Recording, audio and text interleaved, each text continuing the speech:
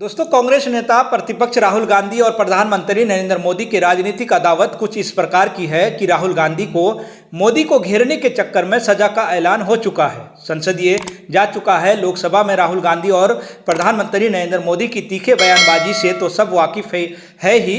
राहुल गांधी ने तीसरी बार मोदी को प्रधानमंत्री बनने पर बधाई तक नहीं दी थी। 99 सीट जीतने के बाद राहुल गांधी का जो घमंड था वो 7वें आसमान पर था, लेकिन अब लगता है वो धीरे धीरे नीचे आ रहा है, क्योंकि जब लोकसभा के बजट सत्र को अनिश्चितकालीन तक के लिए स्थगित कर दिया गया था, तब लोकसभा स्पीकर ने सभी सांसदों को चाय की पार्टी पर बुलाया अनौपचारिक तौर पर।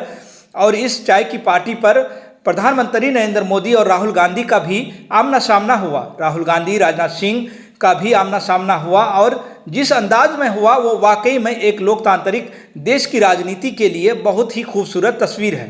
ये जो तस्वीर आप देख रहे हैं, इसमें प्रधानमंत्री नरेंद्र मोदी और ओम बिरला एक साथ बैठे हैं। एक तरफ राजनाथ सिंह और गृह मंत्री अमित शाह बैठे हैं, तो वहीं दूसरी तरफ राहुल गांधी और किरण रिजिजू बैठे हैं। जानकारी के मुताबिक पीएम मोदी और नेता प्रतिपक्ष राहुल गांधी ने एक दूसरे का अभिवादन नमस्ते कहकर किया। इसके बाद दोनों ही कैमरे की तरफ देखकर हंस भी पड़े। जानकारी ऐसी भी है कि इस अनौपचारिक बैठक के दौरान राहुल गांधी और प्रधानमंत्री नरेंद्र मोदी ने अलग से मुलाकात भी की। दोनों के बीच लंबी बातचीत हुई और बातचीत स्वस्थ रही। साथ ही राहुल गांधी ने रक्षा मंत्री राजनाथ सिंह से भी मुलाकात की और यूक्रेन के साथ और गाजा के साथ चल रहे युद्ध के बारे में भी सवाल पूछे, जिस पर राजनाथ सिंह ने कहा कि भारत इस पर अपनी नज़र बारीकी से बनाए हुए हैं। हालांकि पिछले ही दिन सत्र के स्थगित होने से पहले अनुराग ठाकुर ने राहुल गांधी को बांग्लादेश के मुद्दे पर घेरा था और कहा था कि राहुल गांधी ने बांग्लादेश के कार्यकारी प्रधानमंत्री को बधाई तो ज़रूर दी, लेकिन वहां हिंदुओं पर हो रहे अत्याचार के बारे में बात नहीं की। बड़े तीखे लहजे में ये बात की गई थी। उससे पहले अगर आपको याद हो तो हिंदू हिंसक है वाले बयान पर प्रधानमंत्री नरेंद्र मोदी ने बीच में उठकर राहुल गांधी को टोका था, जो पहले कभी नहीं हुआ। मोदी कभी किसी को बीच भाषण में नहीं टोकते थे। इस बार के लोकसभा सत्र में प्रधानमंत्री नरेंद्र मोदी और राहुल गांधी और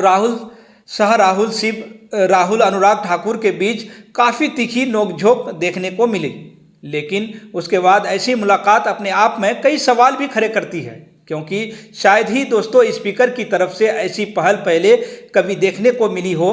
अब मुलाकात सियासी लोगों के बीच हुई तो सियासी मायने भी इसके निकाले जाने लगे।